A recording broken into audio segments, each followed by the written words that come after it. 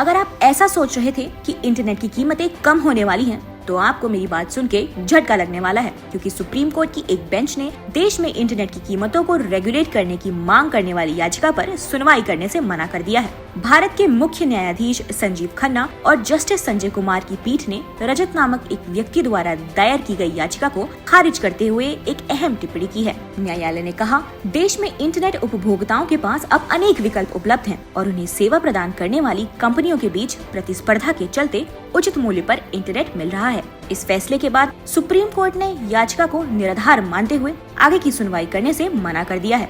Court ने ये भी स्पष्ट किया कि मौजूद समय में इंटरनेट सेवा देने वालों के बीच प्रतिस्पर्धा का स्तर बढ़ चुका है, जिसके कारण उपभोक्ता के पास सेवाओं के विकल्प बड़े हैं।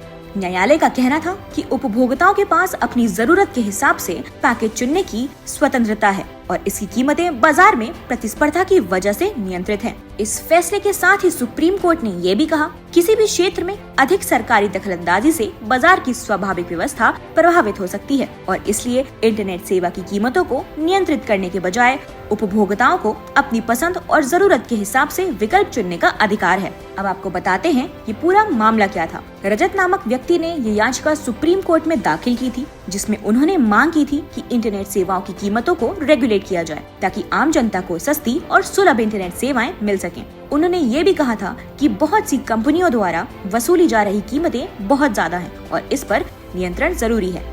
न्यायमूर्ति संजीव खन्ना और संजीव कुमार ने कहा कि उपभोक्ताओं के पास विभिन्न कंपनियों के बीच सेवाओं का चयन करने का विकल्प है और ये बाजार की प्रतिस्पर्धा के कारण ही संभव हो सका है। उनका ये भी कहना था कि इंटरनेट की उपलब्धता और कीमतों को तय करने में राज्य का हस्तक्षेप उचित नहीं होगा, क्योंकि ये पहले ही स्वतंत्र बाजार के द्वारा तय किया जा रहा है। ये फैसला इंटरनेट सेवाओं को लेकर उपभोक्ताओं और कंपनियों के बीच होने वाले संघर्षों को सुलझाने में महत्वपूर्ण साबित हो सकता है। इसके बाद कंपनियों को अपनी कीमतों को और प्रतिस्पर्धी बनाकर लोगों को आकर्षित करने का और अधिक अवसर मिलेगा। क्या आपको लगता है कि इंटरनेट कीमतों में और सुधार की आवश्यकता है या ये फैसला सही था? कमेंट में अपनी राय जरूर बताएं।